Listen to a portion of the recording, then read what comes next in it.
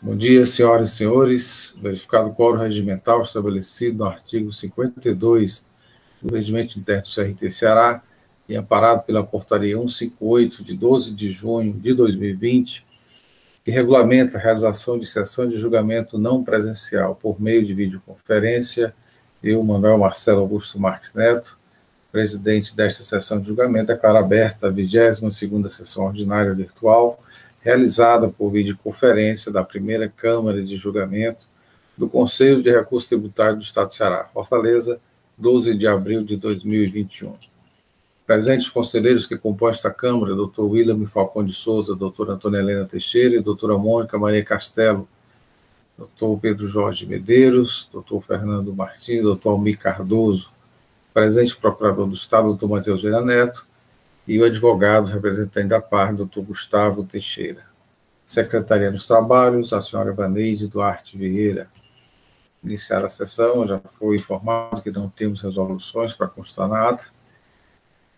Peço a Vaneide para fazer a leitura da ata da 21ª sessão ordinária, com as observações feitas pelos senhores conselheiros, recebidas anteriormente, agora para aprovação. Passo a palavra a Vaneide para leitura da ata. Bom dia a todos. Ata da 21ª sessão ordinária virtual, realizada por videoconferência, na primeira Câmara de Julgamento do Conselho de Recursos Tributários do Estado do Ceará do ano 2021. Aos 9 dias do mês de abril do ano 2021, às 8h30, verificado o quórum regimental, estabelecido no artigo 52 do Regulamento CRT, amparado pela Portaria 158 de 12 de junho de 2020, com as alterações introduzidas pela Portaria 384 de 2020, que regulamenta a realização de sessão de julgamento não presencial por meio de videoconferência, foi aberta a 21ª sessão ordinária virtual da primeira Câmara de Julgamento do Conselho de Recursos do Estado do Ceará, sob a presidência do Dr. Manuel Marcelo Augusto Marques Neto. Presentes à sessão, os senhores conselheiros Antônia Helena Teixeira Gomes, Mônica Maria Castelo, José William Falcão de Souza, Carlos César Quadros Pierre, Felipe Silveira Gurgel do Amaral e Pedro Jorge Medeiros. Presente à sessão, o senhor Procurador do Estado, Dr. Matheus Vieira Neto. Iniciada a sessão, o presidente indagou os conselheiros se esses receberam a ata da 20ª sessão ordinária virtual. Após as correções sugeridas, a ata foi aprovada pelos membros da Câmara. Ordem do dia. Processo de recurso número 1711/2018, auto de infração 2018-02802. Recorrente, Aliança Química, Indústria e Comércio Limitada. Recorrido, célula de julgamento de primeira instância. Conselheiro relator, Carlos César Quadros Pierre. Decisão. A primeira Câmara de Julgamento do Conselho de Recursos Tributários, após conhecer o recurso ordinário interposto, resolve, por maioria de votos, dar parcial provimento ao recurso, para reformar a decisão de procedência promulgada em primeira instância, para julgar parcial procedente nos termos do voto do conselheiro relator, que formulou seu entendimento pela aplicação da penalidade incerta no artigo 123, inciso 8º, a linha L, da Lei 12.670/96, conforme o parecer da Célula de Assessoria Processual Tributária, referendada em manifestação oral pelo representante da douta Procuradoria-Geral do Estado. As conselheiras Mônica Maria Castelo e Antônia Helena Teixeira Gomes foram votos contrários, manifestando-se pela manutenção da penalidade prevista no artigo 123, inciso 3, a linha G, da Lei 12.670/96. Presente a sessão para sustentação oral, o representante legal da parte, o advogado Dr. Lúcio Modesto C. de Lucena Farias. Processo de recurso número 1713/2018, auto de infração 2018-02809. Recorrente, Aliança Química, Indústria e Comércio Limitada. Recorrido, célula de julgamento de primeira instância. Conselheiro relator, Carlos César Quadros Pierre. Decisão. A primeira Câmara de Julgamento do Conselho de Recursos Tributários, após conhecer do recurso ordinário interposto, resolve, por maioria de votos, dar provimento ao recurso para reformar a decisão de procedência proferida no julgamento monocrático, para julgar improcedente a acusação fiscal, nos termos do voto do conselheiro relator, consoante o entendimento manifestado em sessão pelo representante da douta Procuradoria-Geral do Estado. Foi voto contrário a conselheira Mônica Maria Castelo, que defendeu a parcial procedência com os fundamentos previstos no parecer da Célula de Assessoria Processual Tributária. Presente a sessão para sustentação oral o representante legal da parte, o advogado Dr. Lúcio Modesto C. Lucena de Farias. Processo de recurso número 501/2018, auto de infração 2017-212-08, recorrente Bucabras, Azaleia, CE, Calçados e Artigos Esportivos, S.A. Recorrido, célula de julgamento em primeira instância. Conselheiro relator, José William Falcão de Souza. Decisão.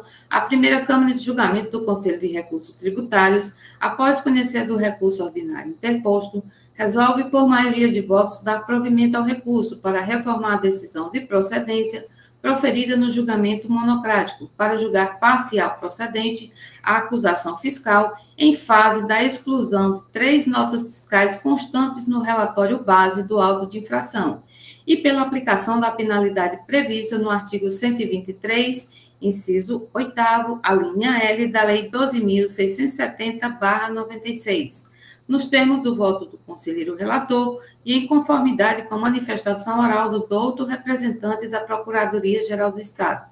As conselheiras Mônica Maria Castelo e Antônia Helena Teixeira Gomes foram votos contrários, manifestando-se pela manutenção da penalidade prevista no artigo 123, inciso 3, a linha G, da Lei 12.670/96, nos termos do parecer da Célula de Assessoria Processual Tributária. Presente a sessão para sustentação oral o representante legal da parte, o advogado Dr. Bernardo Mascarenhas Mardini.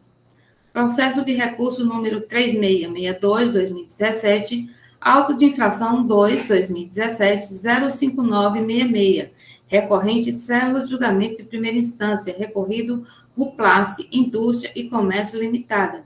Conselheiro relator, José William Falcão de Souza. A primeira Câmara de Julgamento do Conselho de Recursos Tributários, após conhecer do reexame necessário interposto, resolve, por unanimidade de votos, negar provimento para confirmar a decisão proferida em primeira instância de improcedência, nos termos do voto do conselheiro relator, em conformidade com o parecer da Célula de Assessoria Processual Tributária, referendada de manifestação oral pelo representante da douta Procuradoria-Geral do Estado.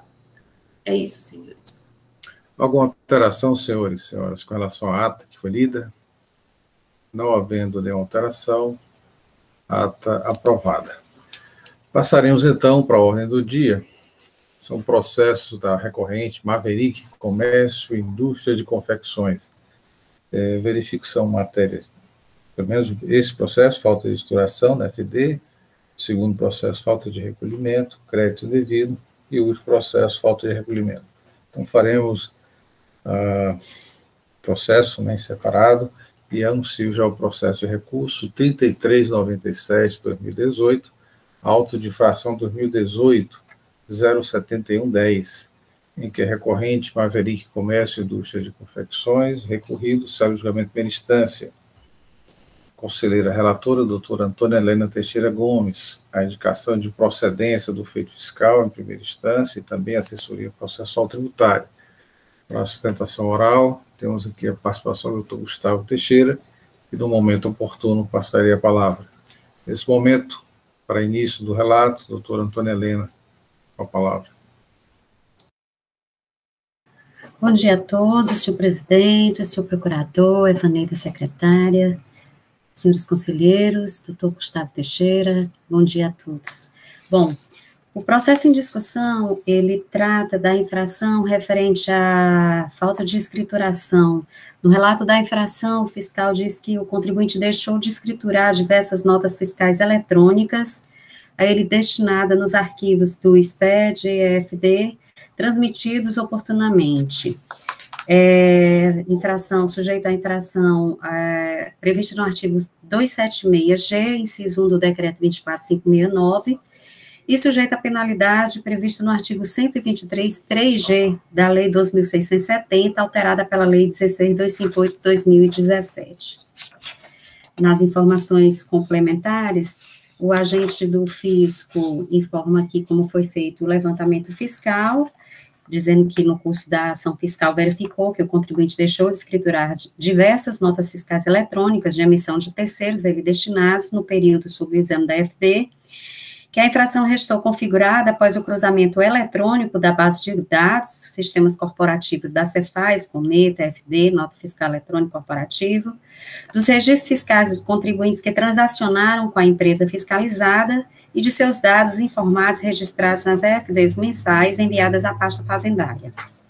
O agente do fisco coloca aqui uma relação consolidada referente aos valores das notas fiscais que não foram escrituradas no período de 2014 e 2015, com o somatório aqui dos valores referentes à falta de escrituração.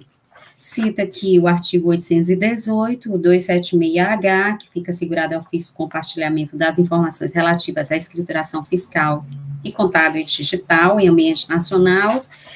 Faz menção aqui também à súmula 436, dizendo que a entrega da declaração pelo contribuinte reconhecendo o débito fiscal constitui crédito tributário, dispensando qualquer outra providência por parte do fisco. E traz o artigo 285, que trata da emissão dos documentos via sistema eletrônico de dados.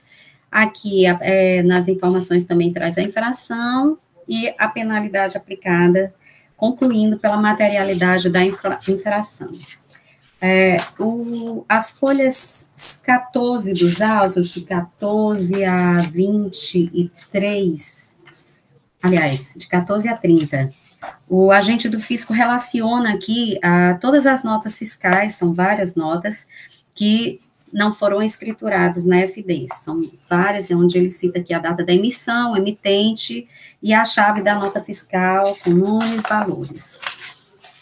A empresa entra com a impugnação, onde ela não ataca aqui praticamente o mérito, ela apenas se manifesta com relação à aplicação da penalidade. E ela ressalta que ela pede aqui que seja aplicada a penalidade prevista no artigo 123.3G, isso na impugnação. 123.3G da lei com a sua redação anterior, alegando que os documentos fiscais estão escriturados na contabilidade da empresa, e por estarem escriturados na contabilidade, deveria ser aplicada a penalidade de apenas 20 UFIs. Né? Por isso ele pede que não seja aplicada a penalidade prevista na 16.258/2017, e sim a redação anterior de 20 UFIs por estarem escritas na contabilidade. E que caso, só um segundo.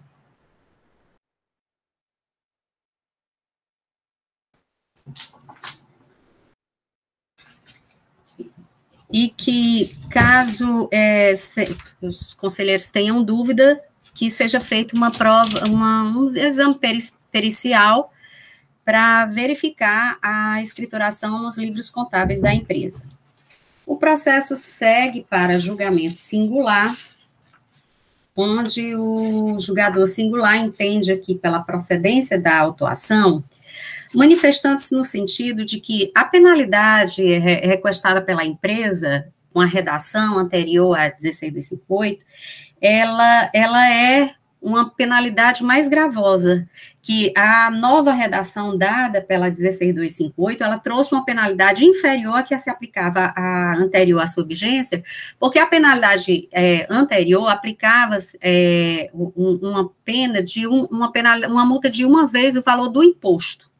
Então, aqui o julgador singular afasta essa aplicação dessa penalidade, por entender que ela é mais gravosa, essa penalidade da redação anterior, né? Afasta aqui o pedido de perícia para análise dos livros contábeis, alegando que é um pedido genérico, com esteio no artigo 97.1 da 14.614/2014, e que a parte não trouxe aos autos nenhuma prova das suas alegações com relação à escrituração contábil. E decide pela procedência da autuação, considerando que foi materializada a infração, verificando que o contribuinte efetivamente deixou de lançar na escrituração fiscal FD as notas fiscais eletrônicas de aquisição. Então, com esteio no artigo 276G, ele entende aqui pela procedência da autuação, aplicando a penalidade prevista no artigo 123, 3G da Lei 2.670, alterado pela 16.258, por entender que ela é uma penalidade específica para falta de escrituração nos livros fiscais de entrada. A empresa entra com recurso, onde ela novamente não ataca aqui o mérito da questão com relação à falta de escrituração, mas faz sua defesa aqui toda somente em cima da questão da penalidade. Ela pede, primeiramente, que se aplique a penalidade prevista no 123, 8D, que é aquela prevista para outras faltas, né? E caso não se entenda pelo 8D, que seja aplicada a penalidade prevista no 123, 8L, e acosta aqui algumas decisões do CONAT, no sentido de que, havendo interpretação de que pode ser aplicada essas duas penalidades, que se aplique a penalidade prevista no 123, 8L. Né? O processo segue para a assessoria processual tributária, que se manifesta no sentido de que, nos mesmos termos do julgamento singular, entendendo que realmente pode ser aplicada as duas penalidades, mas, entretanto, a assessoria processual tributária também entende no sentido de que a penalidade prevista no 123, 3G é a específica para a falta de escrituração de notas fiscais no livro fiscal de entrada. Entende que restou materializada a infração do descumprimento da obrigação acessória, uma vez que a empresa deixou de escriturar diversas notas fiscais de entrada, fato verificado pelos registros da nota fiscal eletrônica, captado pelo laboratório fiscal, nos termos do artigo 276-A, que sugere aqui a manutenção. Aqui eu peço venha apenas para fazer uma leitura aqui, só do finalzinho do parecer da assessoria tributária, que ele diz que, em nosso entendimento, essa penalidade é específica para a situação em tela, a 123, 3G. Todavia, o CONAT, em jurisprudência da Câmara Superior, a título de exemplo, cita as resoluções 3, 17, 24 e 25, onde se decidiu pela parcial procedência nos termos do artigo 123, 8L, sob o entendimento de que há dúvidas quanto ao enquadramento, devem ser aplicada a mais branda. Data máxima vem, aqui o assessor se manifesta, entendendo pelo princípio da tipicidade, que decorre do princípio da legalidade, muito como no direito alemão, entendendo que há norma específica para o descumprimento verificado nos autos, que é a penalidade incerta no artigo 123, 3G, e decide sugere a manutenção da decisão de primeira instância de procedência da autuação com aplicação da penalidade prevista no artigo 123, 3G. É o que importa relatar, senhor presidente. Obrigado, doutora Helena. Da forma regimental, passo a palavra ao representante da PGE, doutor Matheus Viana Neto. Nosso presidente, senhores conselheiros, Evaneide, nossa queridíssima secretária, doutor Gustavo Teixeira, seja muito bem-vindo a essa Câmara. Doutor Almir, também, que não aparecia há algum tempo aqui, seja muito bem-vindo. Bem, senhores, o que nós temos aqui é uma situação corriqueira, mas o fato é que me parece que nos autos o contribuinte não conseguiu provar que teria registrado as notas fiscais. Se não registrou, a questão é só a discussão restringe-se à aplicação da penalidade. 3 penalidades estão sendo sugeridas pela falta de escrituração dos documentos.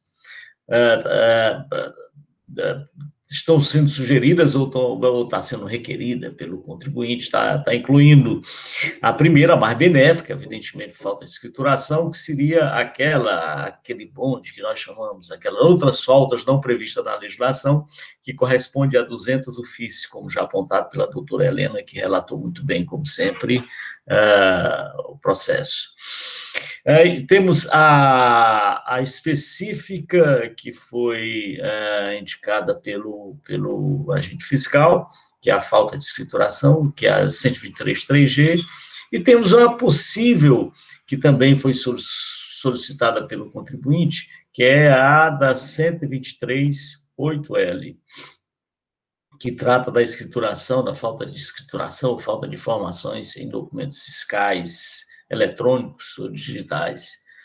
A Procuradoria tem se manifestado nessa situação pela aplicação da específica, porque aí nós teríamos, não poderia ser aplicada a penalidade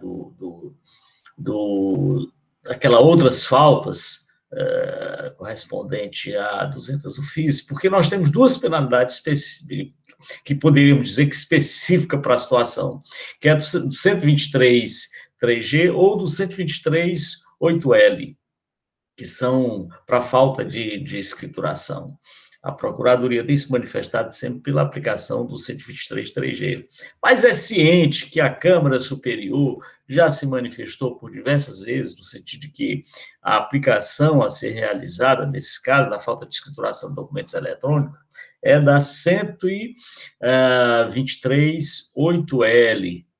Então, a Procuradoria não vai insistir nesse tema, só dizendo que deve ser aplicada a 8G, essa é a posição, mas está ciente de que, inclusive, essa Câmara já tem se manifestado no sentido de aplicação do 123 8L.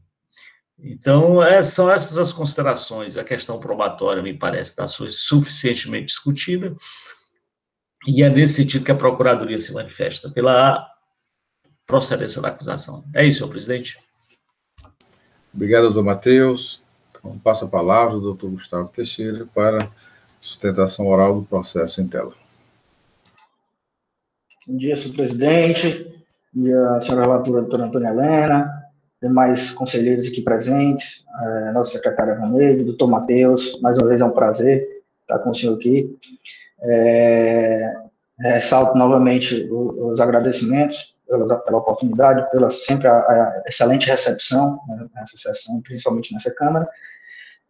Como já foi bem relatado, a matéria se trata daquela autuação já bem, podemos dizer, batida, de falta de escrituração de notas fiscais de entrada dos períodos de 2015 e de 2014.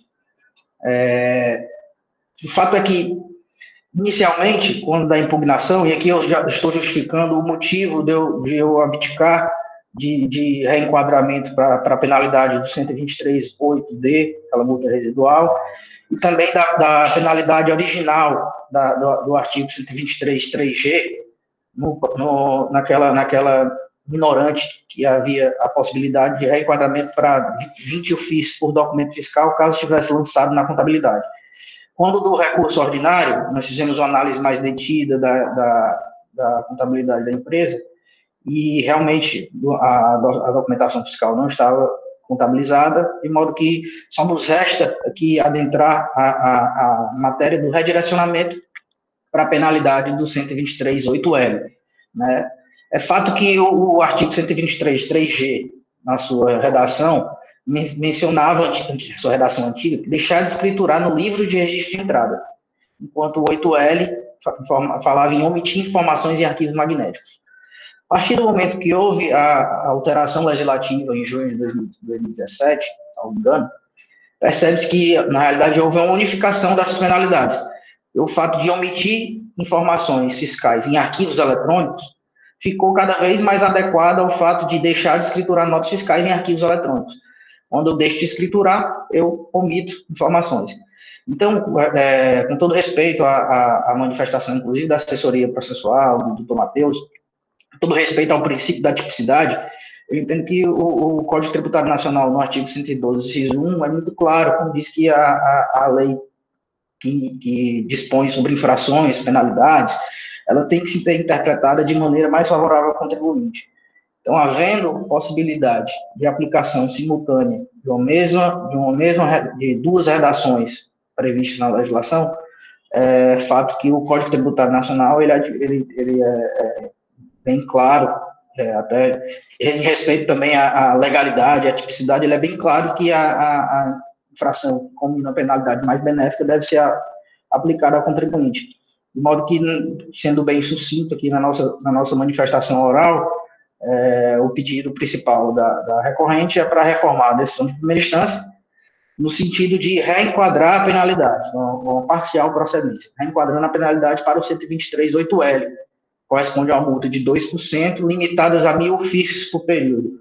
E aqui eu cheguei até a consultar na própria autuação, salvo engano, somente um período que a gente vai ter essa aplicação desse limite, desses 2%. Os outros períodos a gente vai ter sempre a limitação dos 1.000 ofícios. Então, a redução realmente da autuação, em função do que prevê o artigo 112 do CTN, é bem significativa, de modo que a contribuinte pugna pelo reenquadramento. Obrigado. Obrigado, doutor Gustavo. Processo em discussão, senhores e senhoras. Alguma discussão? É uma matéria recorrente aqui no nossa Câmara, no próprio Conselho. Alguma discussão? Não. Doutor William quer se manifestar? Senhor presidente, eu só ia dizer que, se prevalecer, né, que vai prevalecer o 8L, o trabalho vai ser fácil, porque o agente fiscal teve aquele zelo de colocar todas as notas na sequência, mês a mês. Além de ter feito isso, ele fez um somatório na informação complementar, 2014 de janeiro a dezembro, 2015 de janeiro a dezembro, do valor total. Ele especificou as notas e já colocou o valor total. Então, quem for vencedor aí dessa decisão, vai só fazer aquele quadrozinho, 2%, limitado a 1.000 ofícios, o valor do 1.000 ofícios, que prevalece o valor menor. Até o doutor Gustavo já disse que há alguns meses, né, eu já fiz umas contazinhas aqui, realmente não vai passar, se colocasse em ofício só, não passaria de 459 mil para em torno de 75 mil, mas aí tem a questão de valores menor do que o FII, a maioria são valores menores, já vi, vai dar um valor bem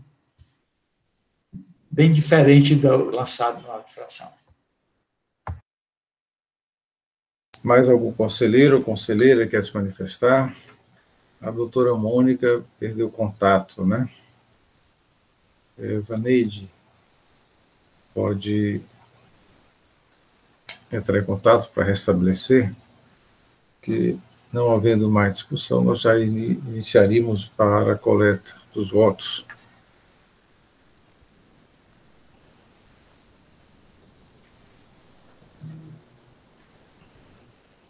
Mais algum conselheiro quer se manifestar sobre a matéria? Parece-me que não, né?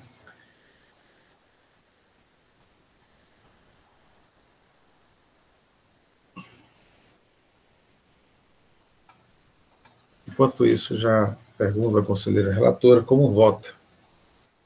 Senhor presidente, em diversas ocasiões em que nós discutimos essa infração, eu já me manifestei no sentido de que eu entendo que deve ser aplicada a penalidade específica, que inclusive é a que está no auto de infração, sugerida aqui pelo agente autuante, mantida pelo julgador singular e pela sugestão da assessoria processual tributária.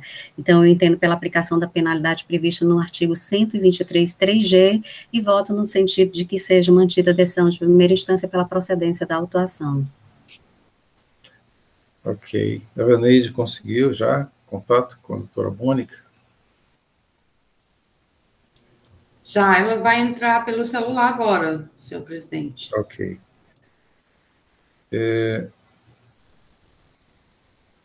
Doutor Pedro Jorge, como vota? Presidente, eu inicio a divergência, votando pelo 123.8L. Doutor Pedro, doutor Fernando, como vota? Presidente, acompanha a divergência. Doutor Almir? Presidente, acompanha a divergência do doutor Pedro. Doutora Mônica retornou aqui à nossa sessão, à nossa sala, por falha na conexão. Como vota com relação a essa matéria? 123.8L ou 123.3G? Senhor presidente, votado, né? Pelo 123.3G. Ok. Doutor Fernando, doutor Almir, já votou, doutor William Falcão. Acompanho O voto divergente, doutor Pedro Jorge. Então, senhores, por maioria de votos, esta Câmara conhece o recurso, dá-lhe provimento para modificar a decisão de procedência para parcial procedência, aplicando a penalidade de 123.8L, de acordo com a manifestação do primeiro voto divergente vencedor, doutor Pedro Jorge Medeiros. Doutor Gustavo, pediu a palavra.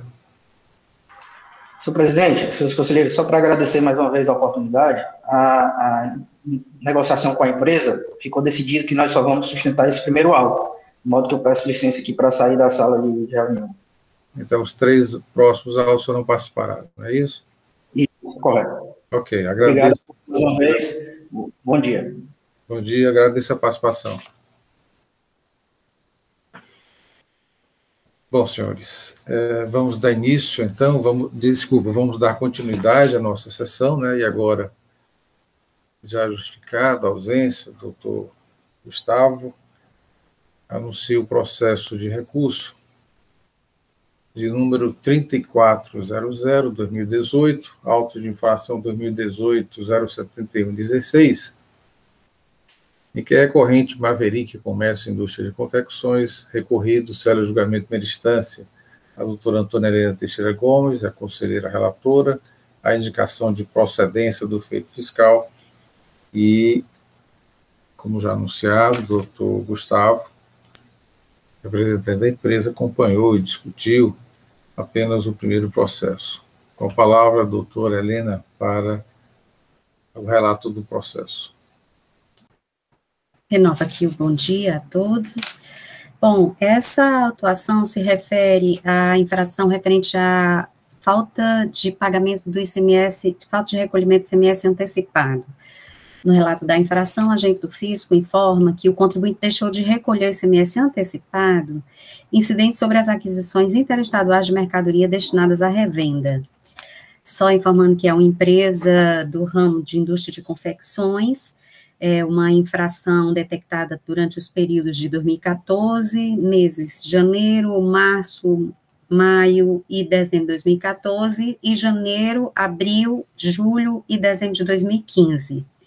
A infração está sujeita, o artigo infringido nos artigos 73, 74, 767 e 771 do decreto 24569, estando sujeito à penalidade prevista no artigo 123.1c da Lei 2.670.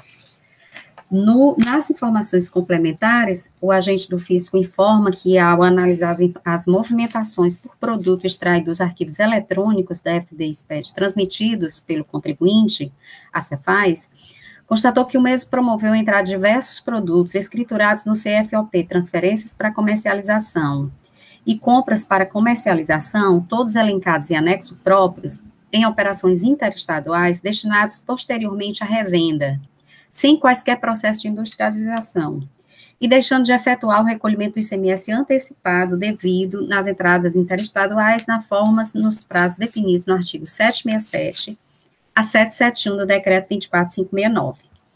O agente do fisco faz aqui, apresenta aqui uma planilha consolidada dos valores dos meses, dos exercícios de 2014, 2015, com os valores do ICMS antecipado que deixaram de ser recolhidos. Na conclusão, ele entende aqui, o agente do fisco, que restou materializada a infração fiscal, demonstrado no presente relatório e seus anexos, motivo pelo qual foi lavrado o auto de infração.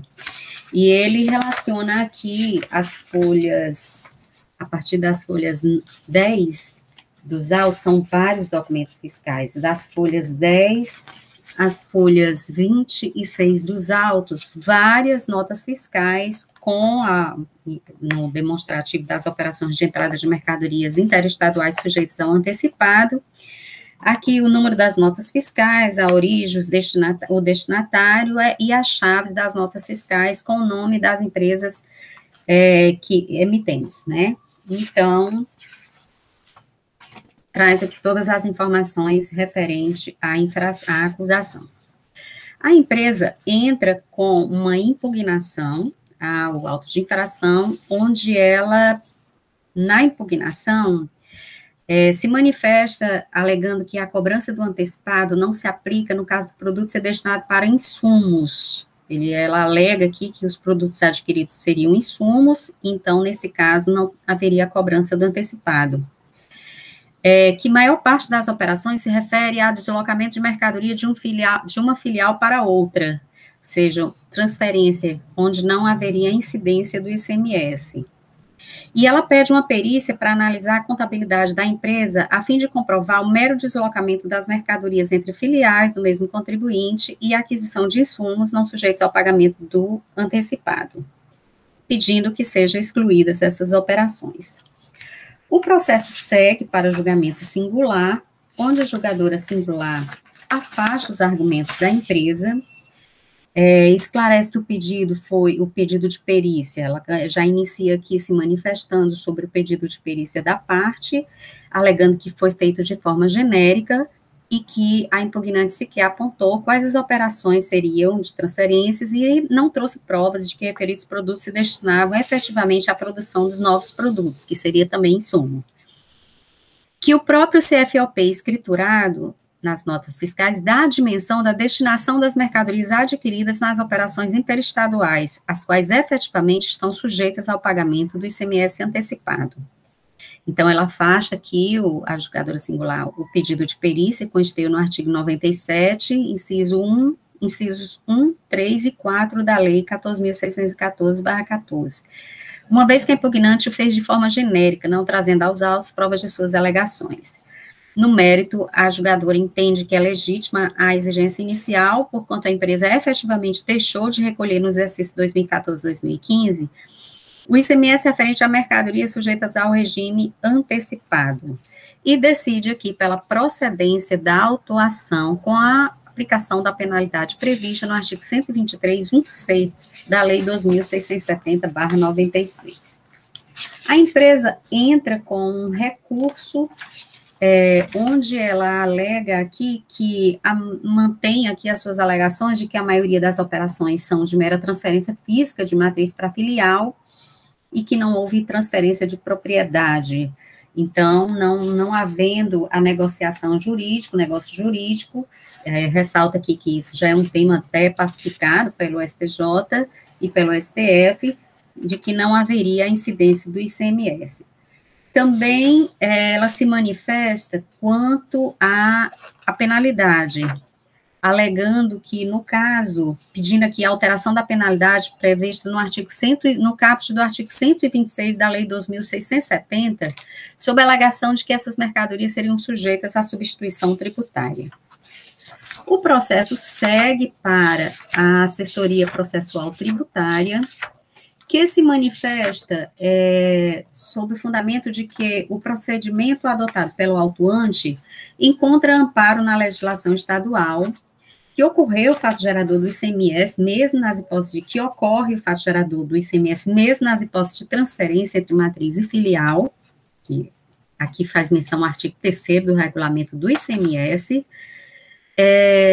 afasta a atenuante prevista no artigo 126, sobre o fundamento de que essas previsões constantes no artigo 126 é para mercadorias sujeitas à substituição tributária, o que não seria o caso das mercadorias que foram adquiridas.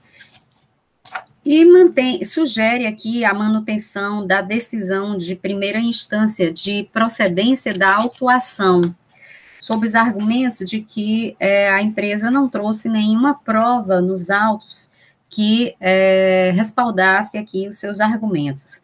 Afasta o pedido de aplicação da atenuante, que eu já falei, pronto, é só negando o provimento, sugere aqui que seja negado o provimento ao recurso da parte com a decisão de procedência da autuação e a manutenção da penalidade prevista no artigo 123, c. É o que importa relatar, senhor presidente.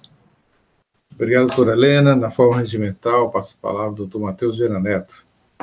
Muito bem, senhor presidente, nossa digna conselheira, doutora Helena. Bem, senhores, trata-se de cobrança do ICMS antecipado.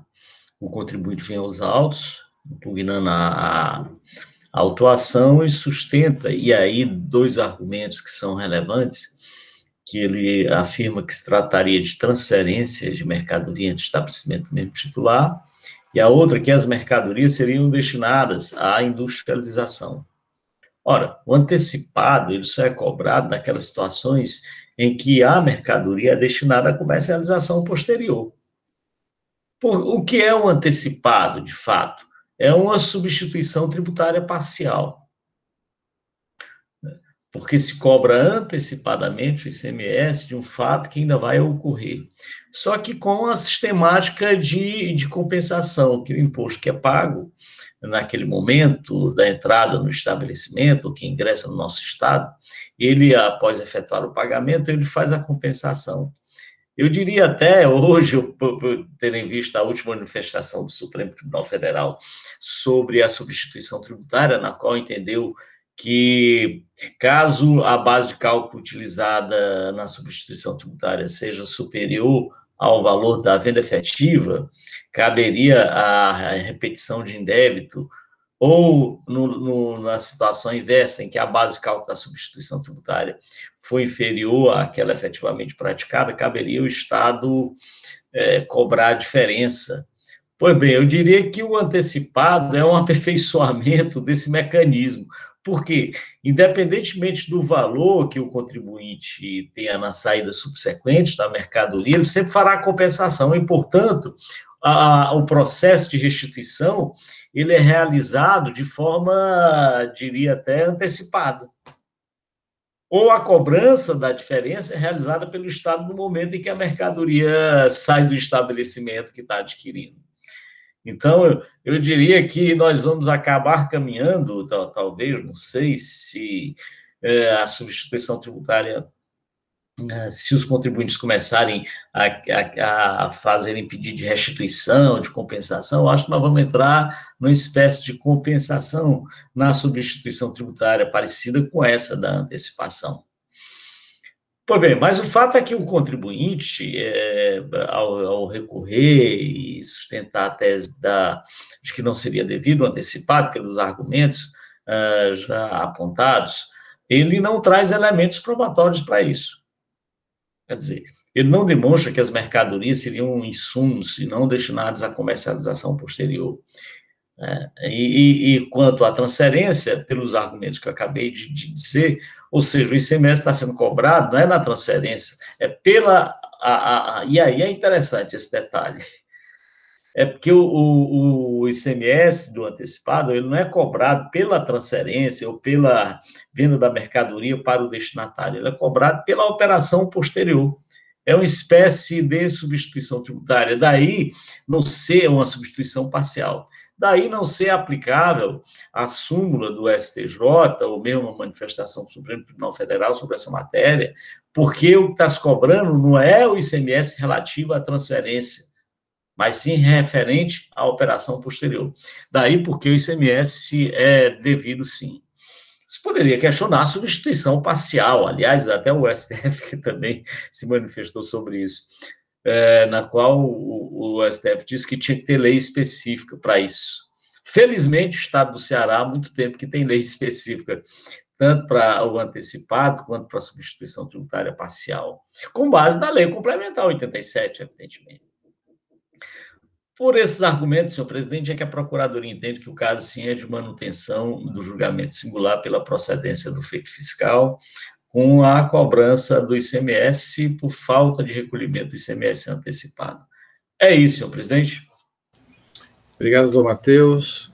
Processo em discussão, temos aqui o doutor William, já levantou a mão, com a palavra. Senhor presidente, quando eu escutei o relato, né, aí eu pensei, já tinha feito uma análise prévia, mas não tinha entrado nesse detectado isso que eu vou dizer agora. O contribuinte está dizendo, está vindo muito à tona agora, que eram transferências, e nessas transferências não há incidência de ICMS, transferência do mesmo estabelecimento, ele fala isso. Quando eu fui olhar os documentos probatórios, realmente as notas fiscais, com raras exceções, da Maverick para ela mesma, não tem ICMS nenhum destacado. Eu acho que aí foi o erro. Mas, na nota fiscal, existe está dito na informação complementar, e quem for ver a relação das notas, tem lá o CFOP, o Código Fiscal das Operações, que elas estão, todas elas lá, todas estão registradas no CFOP, são dois CFOP, o 2152, que é transferência para comercialização, lógico que aí tem um antecipado, e no 2102, que é compras para comercialização. Compra para 2102 naquelas empresas que não seja do próprio grupo, da Maverick, né? Compra para comercialização. E as transferências no 2152 da Maverick, do Maranhão, eu vi muitas do Maranhão, vindo da Bahia, se não me engano, para ela. Então, são para comercialização, essa mercadoria é para comercialização. O autuante, desculpa, ele se preocupou de colocar só esses dois códigos lá. Não tem nada de mercadoria para insumo, não há insumo. Insumo teria outro CFOP, e ele só pegou esses dois CFOP, 2102 e 2152. Então, a questão do insumo, que poderia ser um problema, fica afastada. O contribuinte, quanto ao cálculo, também está bem claro aqui, o contribuinte recolheu, no período de 2014 e 2015, ICMS antecipado, ele recolheu. Só que o recolhimento aí, o que está cobrando é uma diferença, e provavelmente essa diferença deve ser aquele, não diz, mas deve ser, foi feito o cálculo, eu fiz até o cálculo, pega o valor, né, 17%, menos o crédito de origem, aí tem aqui o ICMS a recolher. Quando ele fez todo esse cálculo, inclusive com aqueles que não tinham ICMS para bater, aí dá essa diferença de 96 mil por dois períodos, dois exercícios, 2014 e 2015. Então, eu acho que está bem fácil de entender e bem demonstrada a questão do ICMS, da diferença do ICMS a recolher. Era isso, Pedro. Obrigado, doutor Ido. Mais alguma discussão, doutora Helena? Senhor presidente, é só com relação à penalidade, que a parte pede aqui a aplicação do caput do 126. Pois não, vamos discutir. Né?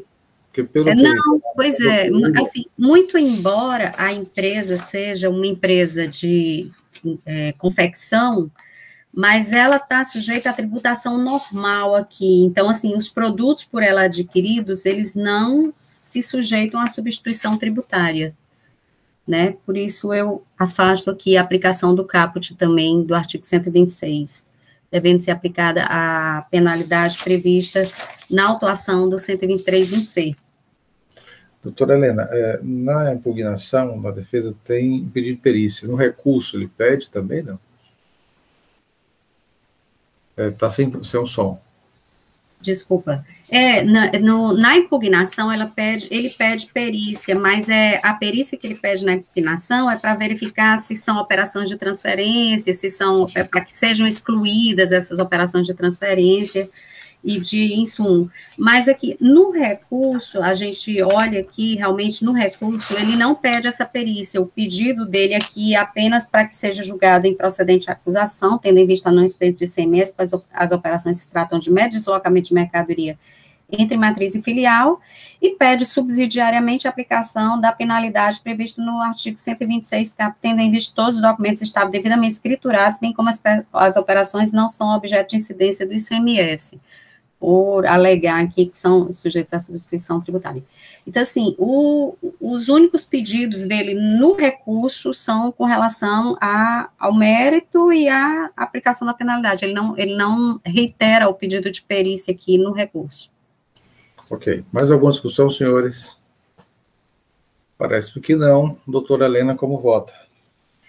Senhor presidente, conforme discutido aqui, considerando que realmente a empresa não trouxe aos autos nenhuma alegativa, nenhum elemento capaz de desconstituir a materialidade da acusação, eu me manifesto aqui pela manutenção da decisão de primeira instância, pela procedência da autuação com aplicação da penalidade prevista no artigo 123.1c. Ok. Doutor William me pediu a palavra. Doutor William. Não, senhor presidente, esqueci de baixar a mão, vou fazer agora. Ok. Mais alguma discussão? Entendo que não, né? Não há. Então, Algum voto em sentido contrário, senhores, com relação ao anunciado pela conselheira relatora?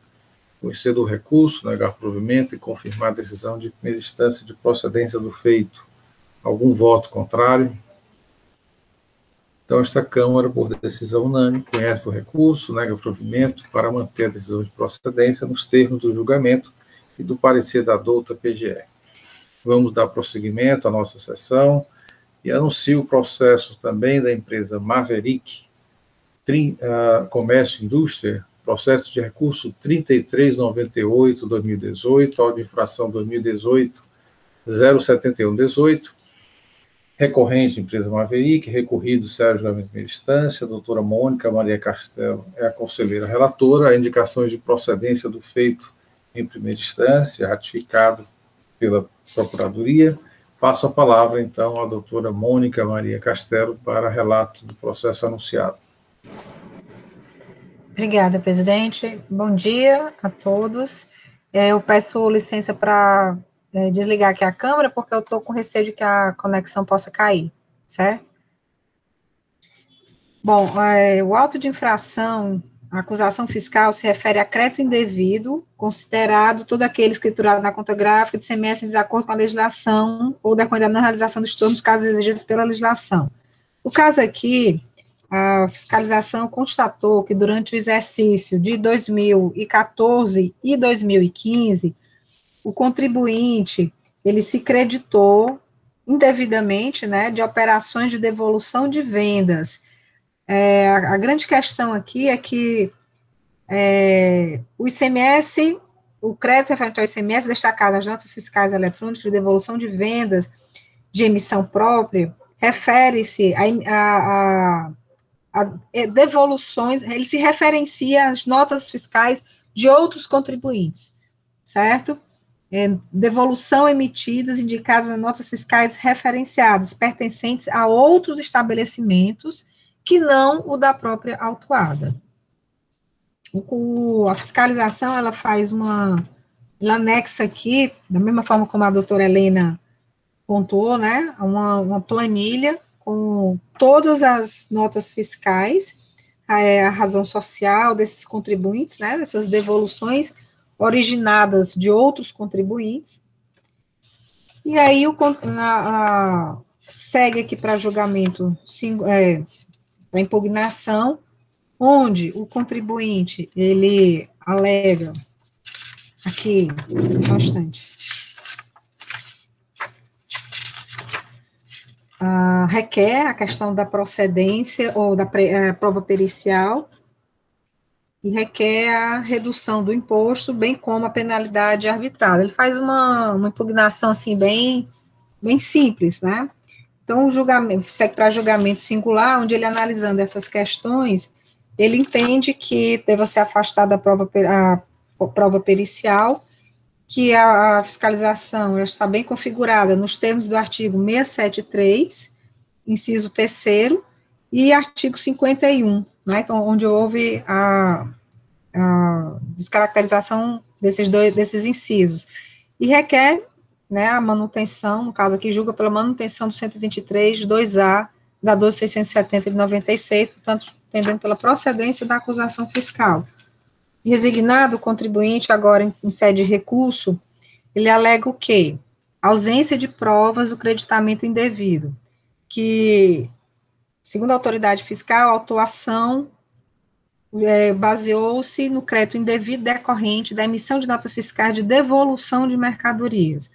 Ele entende que não restou demonstrado se tais mercadorias chegaram a ingressar no estabelecimento da autuada ou apenas foram emitidas as notas de devolução como parte de desacordo comercial. Ele entende que, por ter ausência de provas, sustenta a nulidade do auto de infração. Contudo, caso não seja tenha esse entendimento, há necessidade de realização de perícia nos documentos colacionados pela fiscalização, como forma de atestar se efetivamente houve uma operação de vendas, de movimentação de mercadorias no estabelecimento da autuada, ou se as notas fiscais de devolução foram apenas para anular um débito de ICMS em relação a um desacordo comercial. E no caso aqui ele alega se houver dúvida, né, no caso, sem dúvida, irá provar a improcedência da acusação fiscal. No pedido dele, ele requer a reforma da decisão recorrida para julgar nulo o auto de infração em função da não comprovação do creditamento indevido apontado, subsidiariamente o pedido de perícia, a fim de atestar, no presente caso, as mercadorias não entregues ao destinatário, inclusive nas operações interestaduais, foram seu retorno à origem nos termos do artigo 675G do Regulamento CMS, realizado mediante a emissão de uma nota fiscal de entrada, e, ao final, julgar totalmente improcedente em virtude da ausência de creditamento indevido, ou parcialmente procedente o auto de infração. E aí, no caso aqui, é a sustentação oral. A assessoria processual tributária, ela analisa todas essas questões, e aí, nas preliminares, né, ele fala o seguinte, que a autuada requer que o auto de infração seja julgado nulo por não comprovação do crédito indevido apontado. A parte afirma que o agente do fisco não comprovou se as mercadorias chegaram a ingressar no estabelecimento da autuada ou apenas foram emitidas as notas fiscais de devolução. De fato, a questão não se cinge a isso. Considerar no mérito, a autuação se deu porque o contribuinte lançou crédito de notas fiscais de devolução emitidas por ele, faziam menção às notas fiscais de vendas que foram emitidas por outro contribuinte. Portanto, infundada a argumentação da parte. Afasta, portanto, as nulidades suscitadas pela recorrente. No mérito, identifica que o procedimento adotado pelo agente do fisco encontra-se amparado pela legislação estadual, adotando um método simples de conciliação de informações. Foi identificado, mediante análise da escrita fiscal do contribuinte, que o mesmo aproveitou indevidamente crédito do ICMS, oriundo de notas fiscais emitidas por ele próprio. Nessas notas fiscais foram indicadas como notas de remessa das originárias, notas emitidas por outros contribuintes. Situação essa que não gera direito a crédito, pois somente pode ser tratada como devolução o retorno de mercadorias vendidas pelo próprio contribuinte, e devidamente atendidos os requisitos formais contidos no regulamento do ICMS. Afasta o pedido de perícia para entender que essa deveria estar,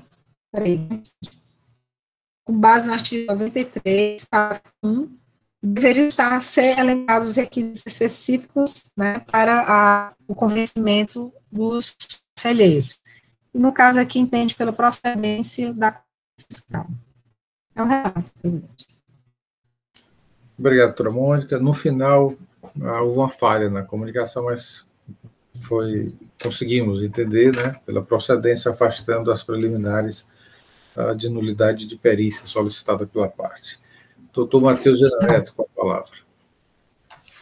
Ok, senhor presidente, doutora Mônica, apesar das dificuldades da conexão, mas ficou muito claro o seu relato.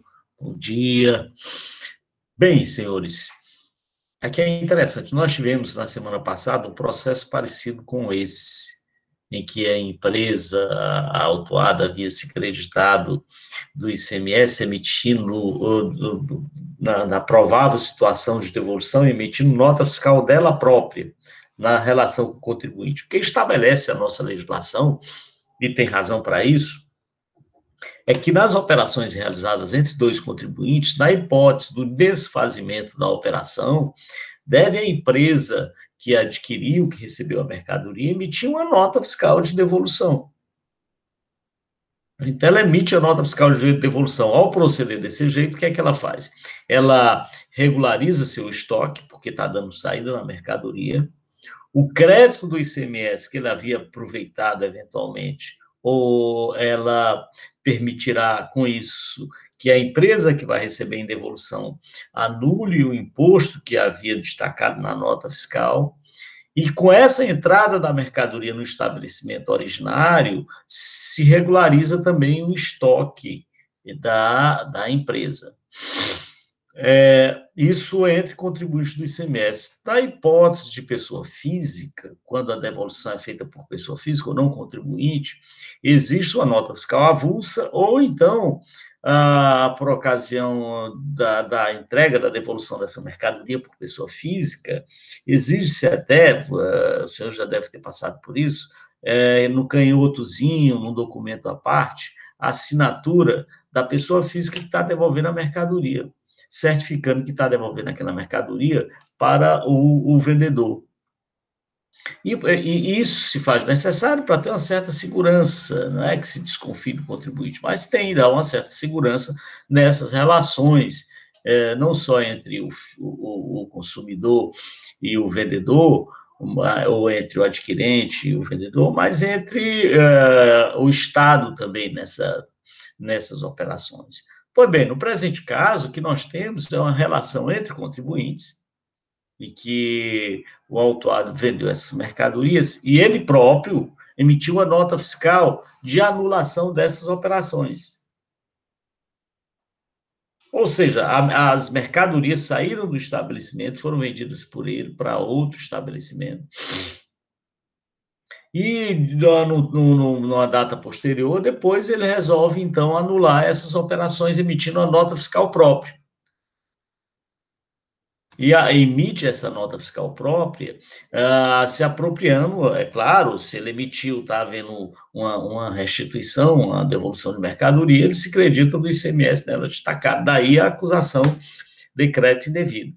Por quê? Porque ele, na verdade, ele está se acreditando, na realidade, está se acreditando de nota fiscal emitida por ele próprio, sem que haja uma fundamentação para isso. Ele poderia ter documentos comprovando que, na verdade, a operação CID6, aquela operação originária, a empresa que adquiriu originariamente não tinha condições de emitir essa nota fiscal, razão porque ele emitiu, mas ele tinha que comprovar que a operação CID6. E não há nos autos nenhuma prova de que a operação é efetivamente CID6. Então, remanesce somente a nota fiscal emitida por ele próprio nessa operação entre dois contribuintes. Razão pela qual a Procuradoria entende que o caso, e não há elementos, ou qualquer outro elemento que possa afastar esse raciocínio desenvolvido pelo agente fiscal de que houve um crédito indevido, é que a Procuradoria se manifesta, senhor presidente, pela procedência da acusação fiscal nos termos do julgamento singular.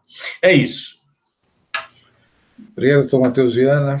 Processo em discussão, senhores. Lembrando que há uma preliminar da parte, nulidade, cessamento de defesa por ausência de provas, e também um pedido de perícia, mas, pelo que foi relatado, né, não de uma forma genérica o pedido de perícia. Em discussão. Senhor presidente. Doutora Helena, com a palavra. Sim. Não, doutor Matheus, eu queria só, talvez eu não esteja muito bem recordada, mas pelo pouco que eu me lembro aqui, realmente, nós discutimos essa semana já um processo similar a esse, uma infração já similar a essa, onde nós entendemos, me corrija se eu estiver equivocada, pela improcedência. Por quê? Porque nas discussões nós entendemos que as notas fiscais emitidas de entrada, emitidas pela própria empresa de devolução, elas não eram inidôneas. Elas foram emitidas nos termos da legislação e tudo mais, e que o agente do fisco não teria trazido uma comprovação de que aquelas operações não ocorreram, e que exigir que a empresa comprovasse seria exigir uma prova negativa, para que a empresa produzisse uma prova. Então, assim, eu estou vendo muita similaridade. Eu queria que, se houver uma diferença, que a relatora traga aqui as discussões, porque, assim, eu estou vendo uma similaridade um pouco grande com aquelas discussões, de que a empresa também tinha se creditado, porque a autuação é de crédito indevido, né? Ela teria se creditado de ICMS destacado em notas fiscais de devolução de entrada emitidas por ela mesma. E nas discussões, salvo engano, a gente entendeu que esses documentos não eram inidôneos, né? Então, assim, e lembro que a nossa decisão foi pela improcedência, porque a autuação era de crédito indevido.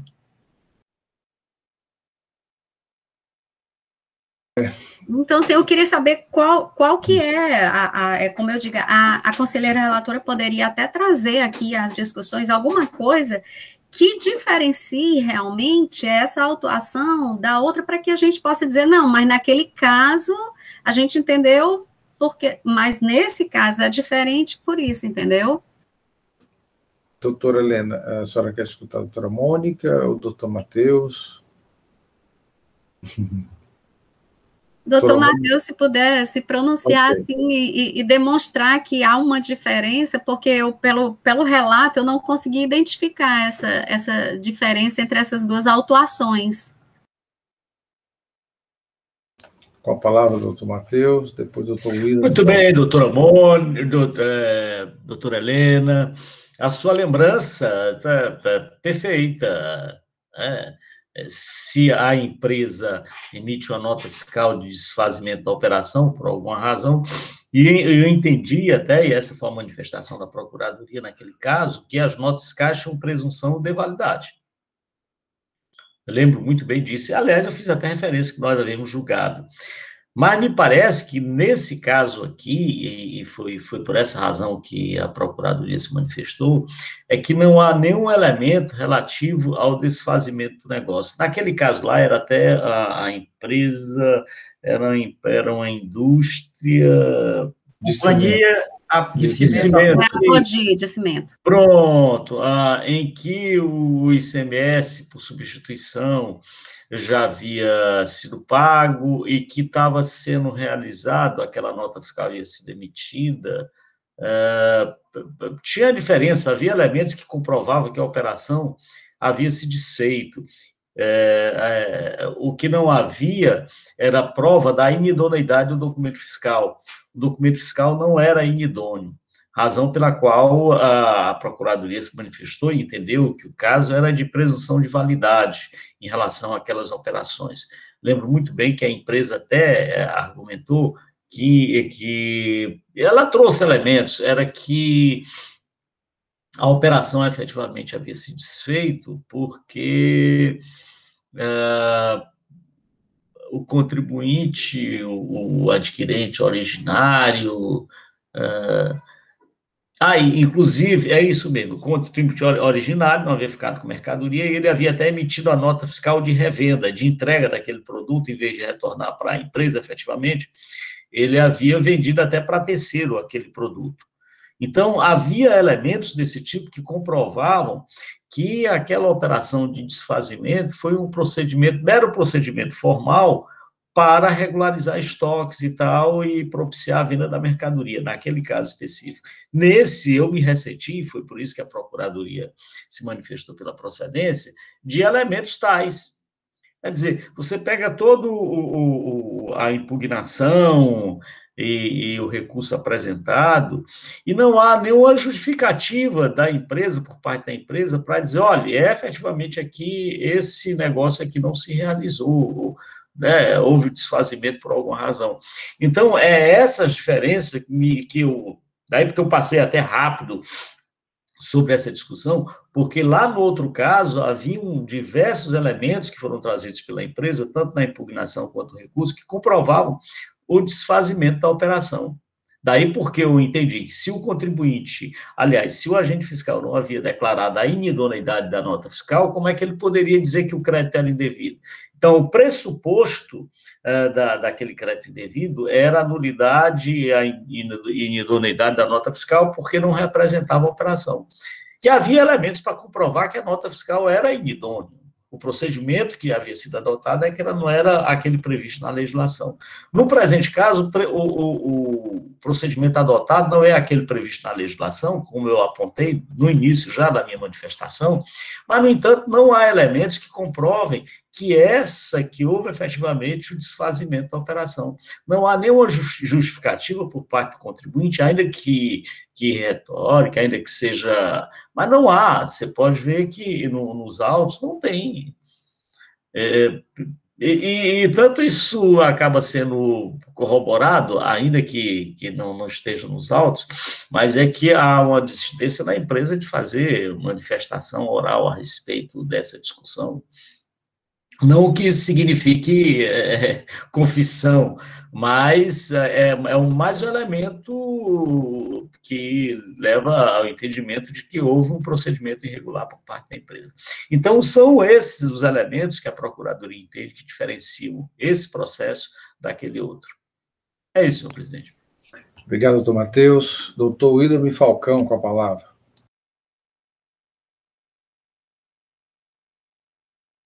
Falcão. Senhor presidente, obrigado. Senhor presidente, quando eu li o relato do auto de infração, realmente eu não entendi de imediato. Então, eu fui procurar no processo, analisar no processo como um todo. O que eu estou entendendo aqui, até por conta que o artigo dispositivo infringido é o 672 e o 673 do regulamento do ICMS, aí é que se torna mais fácil, 672 e 673 são operações de devolução de mercadoria de contribuintes. E o 673, né, especificamente, diz que ele poderá emitir a nota fiscal, né, de devolução, quando for a mercadoria devolvida, e tem que fazer referência à nota fiscal, toda devolução, à nota fiscal de origem. E o que ficou demonstrado aqui, demonstrado não, o que está dizendo, o demonstrado eu teria que ver uma notazinha para verificar. Não vi nota aqui, só tinha no processo físico. É que ele emitiu a nota fiscal de devolução e fez referência à nota fiscal que a originária não foi por ele emitida, a originária.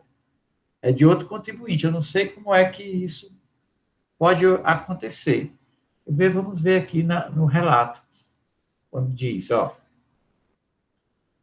eu estou vendo do levantamento fiscal, lá na informação complementar, crédito indevido, devoluções de vendas, notas fiscais referenciadas, originadas de outro contribuinte. Anexo integrante complementar ao presente auto de infração, enquanto elencada todas as notas fiscais de devolução de vendas albergadas no presente processo, indicando chave, nota fiscal e tudo, é emitida pelo estabelecimento autuado, e a chave da nota fiscal eletrônica de vendas, referenciada no referido documento, convém dos valores referentes à base de cálculo. E ele diz assim, senhor presidente.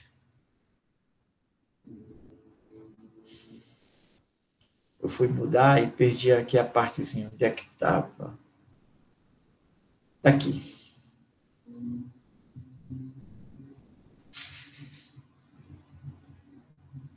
Está aqui. As notas, no começo, nessas notas fiscais de devolução emitidas, são indicadas notas fiscais referenciadas, parênteses, vendas originárias, fecha parênteses, pertencentes a outros estabelecimentos divergentes do autuado. Foi a partir daqui, né, está lá no relato, aí eu fiquei naquela dúvida, né, mas foi aqui que eu deduzi que é isso. Ele emitiu uma nota fiscal de devolução e faz referência à nota fiscal que não foi, lá na informação, lá embaixo da nota, tem que fazer a referência da nota fiscal, a data e tudo, né, da originária devolução, e, pelo que eu estou entendendo, é que aquela nota não foi emitida por ele. Aqui, ó. Nessas notas de devolução emitidas, são indicadas notas fiscais referenciadas pertencentes a outros estabelecimentos divergentes do autuado. É uma situação totalmente diferente daquela do Cimento Apodi. Né? O Cimento Apodi não tinha. Aqui ele declarou mesmo tudo ali como crédito indevido, porque a nota da qual ele, de devolução ele está lançando o crédito, não tem como a origem uma nota dele, originalmente dele, que deu a saída, e depois agora ele está devolvendo. É isso que ele está dizendo aqui na informação complementar. Agora, se nós formos para os documentos probatórios, aí está aqui o cálculo lançado lá, né, está sendo cobrado de crédito indevido, está batendo com o relatório, fez o cálculo direitinho, que é R$ 15.203,49, e tem as notas fiscais. Eu já observei que essas notas fiscais, que a primeira parte são as notas fiscais, a origem dessa devolução, são pessoas físicas, tem o CPF da pessoa. Aqui e acolá, vê-se uma nota fiscal de pessoa jurídica, pouquíssima, a maioria esmagadora nota fiscal de pessoa física. Agora, baseado no que ele está dizendo, aí sim, aí vem aqui, CFOP 1202, que é o retorno, né, a devolução. Ele fez essa devolução dessa nota fiscal relativa a essa pessoa aqui, por exemplo, que está do lado esquerdo. Mas o relatório está feito assim, mas eu não vi nenhum, por exemplo, um exemplo de uma nota dizendo, não, realmente essa nota fiscal que ele emitiu, a nota fiscal que ele emitiu, eu não sei qual é o número dessa nota que ele emitiu, faz referência à devolução de uma nota que não foi ele que ele expediu.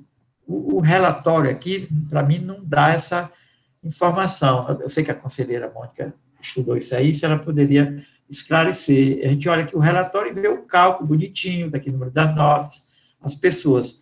Mas esse detalhe de dizer, não, é porque essa nota fiscal aqui, que ele está lançando o crédito, não foi expedida por ele, né, que ela está devolvendo, não foi expedida por ele.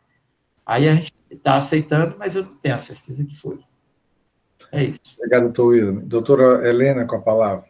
Aí eu pergunto, se essas notas não foram emitidas por ele mesmo, mais um motivo para a gente discutir sobre a validade desse crédito, porque foram notas emitidas por terceiros, por que elas não seriam válidas?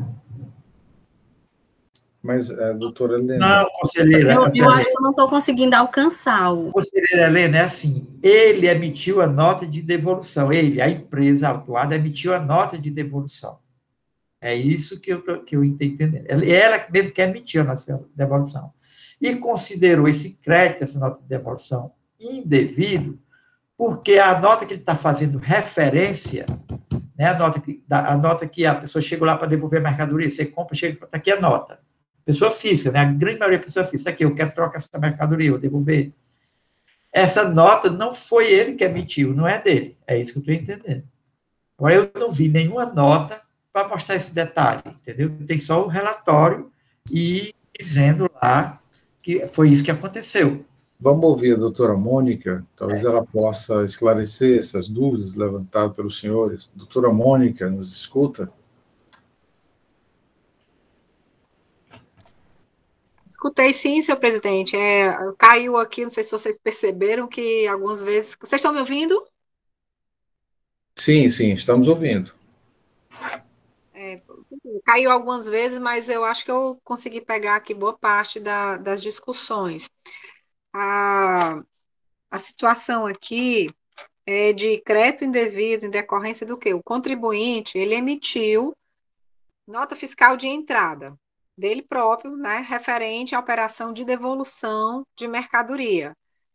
Só que essas notas fiscais, como é que você emite uma nota, o que é uma nota fiscal de devolução na entrada?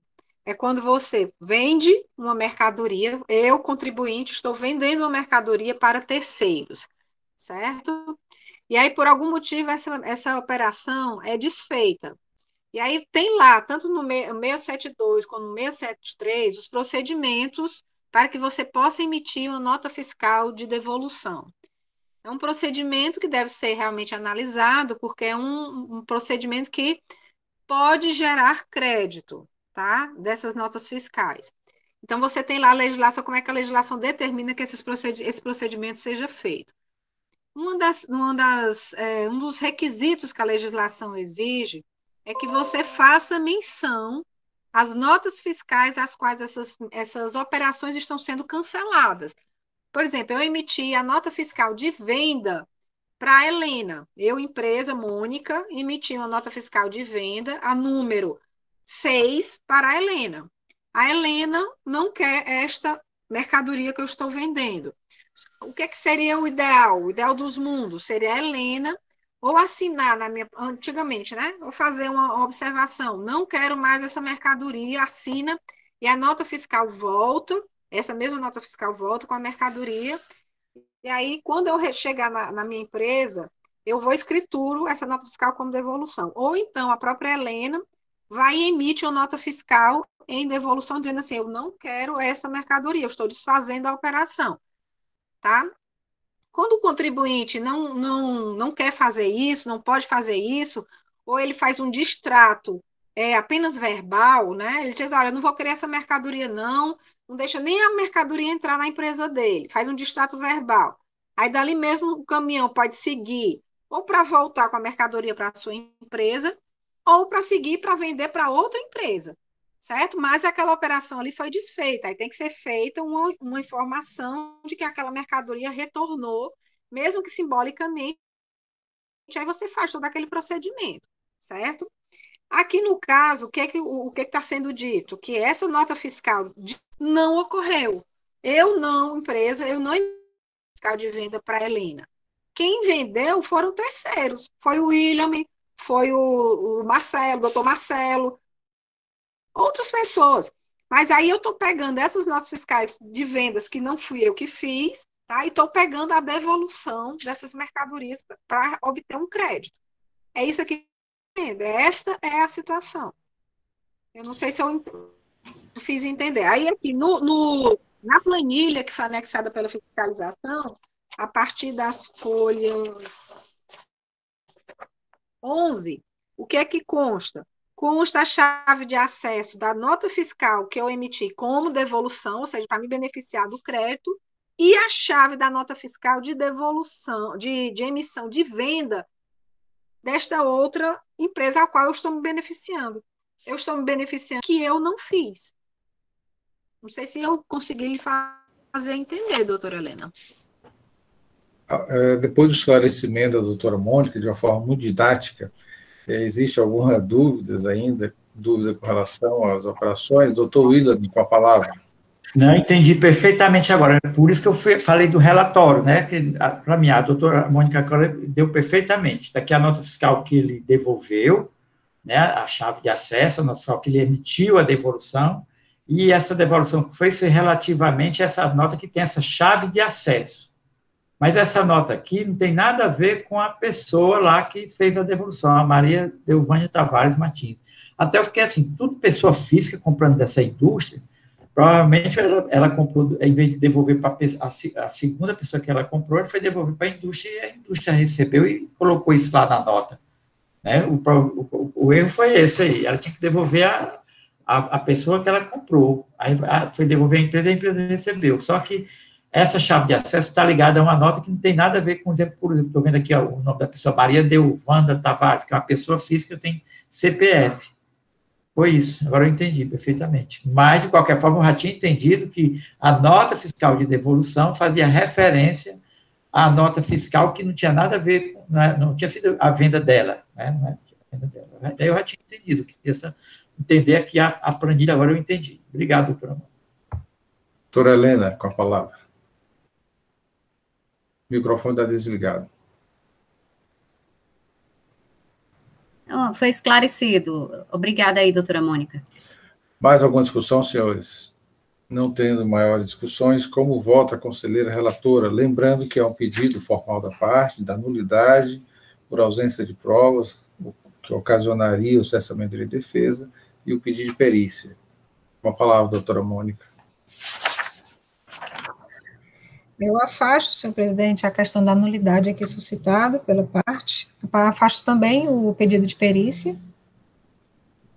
Só são as preliminares ou a gente já pode adentrar no mérito? Vamos avançar. Acredito que não tenha mais nenhuma discussão. Certo. Então, no mérito, eu entendo pela procedência da acusação fiscal. Algum voto em sentido contrário, senhor, depois dos esclarecimentos trazidos aqui pela doutora Mônica? Então, esta Câmara, por decisão unânime, conhece do recurso, nega provimento, afasta as preliminares suscitadas pela parte, a de nulidade, processamento de defesa e de perícia com os fundamentos do parecer, né? E, no mérito, confirma a procedência do feito, nos termos de julgamento singular e também do parecer ratificado aqui em sustentação oral da douta Procuradoria.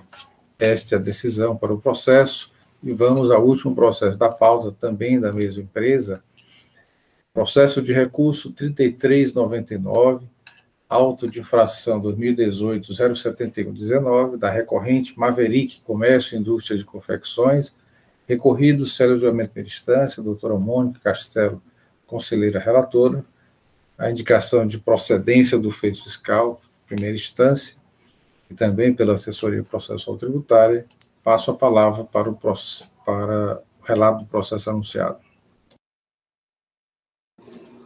Obrigada, presidente. Bom dia novamente a todos. A acusação fiscal aqui é de falta de recolhimento do ICMS oriundo do diferencial entre alíquotas interestaduais, referente a produtos destinados a uso e consumo, certo? Consta no relato aqui da fiscalização, na informação complementar, que foram feitas análises nas operações de entradas interestaduais de materiais destinados ao uso e consumo do estabelecimento, todos registrados no arquivo da escrita fiscal digital, transmitidos no CFOP 2556, que é compra de material para uso ou consumo. Então, aqui é importante relatar, só ressaltar na realidade, que na própria escrita fiscal digital do contribuinte, ele relacionou toda essa entrada, essa aquisição interestadual no CFOP de compra de material para uso ou consumo, certo? E aí, com base nisso aqui, foi feito um levantamento pela fiscalização, onde se verificou que não foi recolhido o diferencial entre as alíquotas, tá? Aí, no caso aqui, foi infração aos artigos 589 a 594 do regulamento do ICMS. Aqui também, né, a fiscalização anexa uma planilha, onde ele fala, com as chaves aqui de acesso das notas fiscais, a relação dessas notas fiscais, onde ocorreram a falta de recolhimento do diferencial entre as notas. Bom, o contribuinte, ele ingressa com impugnação, contestando vários aspectos aí do lançamento, e a julgadora singular afasta todos eles e julga procedente a acusação fiscal. O contribuinte resignado, ele ingressa com recurso ordinário, arguindo erro no levantamento fiscal, necessidade de redução da base de cálculo, solicita, né, a realização de perícia das notas fiscais relacionadas, porque ele alega aqui a questão de bens do ativo imobilizado. São dois argumentos dele, deixa eu só pegar aqui. Ele diz o seguinte: erro no levantamento fiscal, necessidade de redução de base de cálculo da infração em sede de perícia.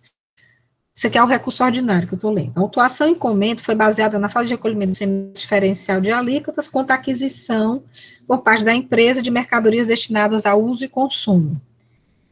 Não se questiona a necessidade de recolhimento do ICMS nessa modalidade.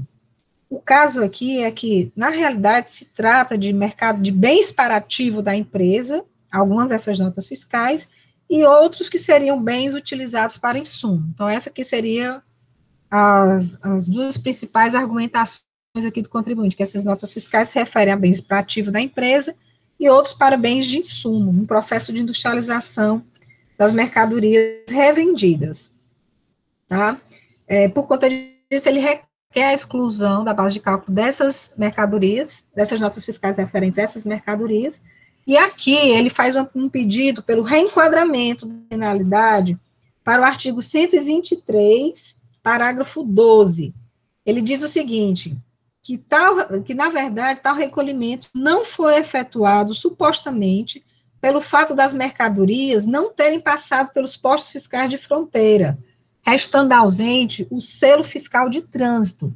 Ou seja, está querendo dizer que, olha, o que houve não foi a falta do pagamento diferencial de alíquota, foi que não houve a posição dos selos fiscais, portanto, a penalidade deveria ter sido essa. Então, ele pede o reenquadramento para esta penalidade.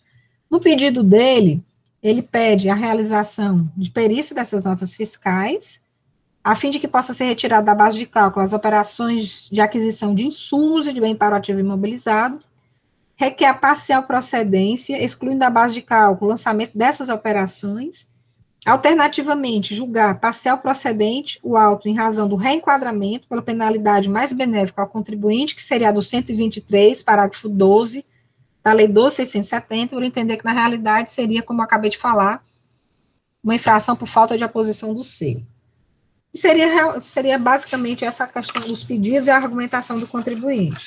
O assessor processual, ele analisa todas essas questões, entende que a infração, de fato, uma vez que está escriturado pelo próprio contribuinte em sua escrita fiscal digital, que se trata, né, de material de uso e consumo, se enquadrando, portanto, nas hipóteses do artigo 589, parágrafo 1º do regulamento do ICMS, tá? Então, o contribuinte ele não traz nenhuma comprovação dos seus alegados, razão pela qual ele também afasta o pedido de perícia, né, com base no artigo 93, parágrafo 1º, que é aquele que coloca os quesitos, não há motivo que justifique, não há pontos controversos, enfim, isso aí, né. Então, ele diz que pelo reenquadramento que foi solicitado, não acha razoável, uma vez que trata-se de falta de recolhimento, e a redução é aplicável aos casos de falta de aposição do selo fiscal de trânsito, ou seja, seria um outro tipo de infração. Por conta disso, ele sugere a procedência do auto de infração. É o relato. Obrigado, doutora Mônica. Passo então a palavra ao representante da doutora Procuradoria, doutor Matheus Viana Neto. Bem, senhor presidente, o relato foi muito claro.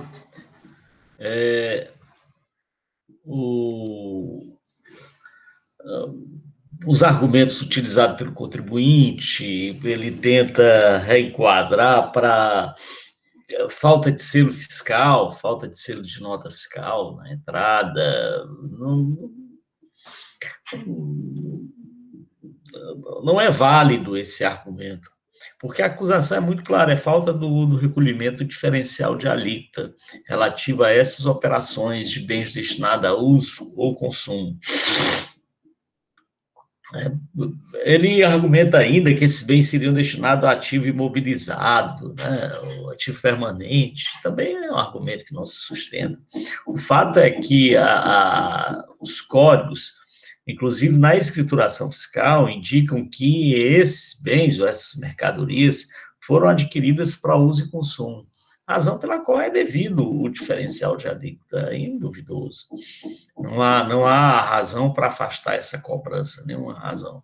A não ser que ele tivesse comprovado, tivesse trazido aos autos elementos que indicassem que, na verdade, houve uma escrituração equivocada, que esses produtos são destinados à industrialização ou comercialização. E aí sim, aí seria cobrado na comercialização antecipado e na industrialização não seria cobrado nada. Mas ele não trouxe nenhum elemento capaz de afastar essa cobrança. Essa é a razão, ou essas são as razões pelas quais a Procuradoria entende que o caso é de manutenção da decisão singular com a procedência da acusação fiscal, senhor presidente. É isso. Obrigado, doutor Matheus. Processo em discussão, senhores. Alguma discussão sobre a matéria? Falta de recolhimento, uso e consumo, diferencial de alíquota. Senhor presidente, o doutor Matheus acabou de falar, ratificando, as notas fiscais que estão sendo cobradas estão no CFAP 2556, que é compra de material para uso e consumo. O próprio contribuinte declarou isso na FD, né? Compra de material para uso e consumo, CFAP 2556. Então, nessa condição, tem que sim pagar o diferencial de alíquota.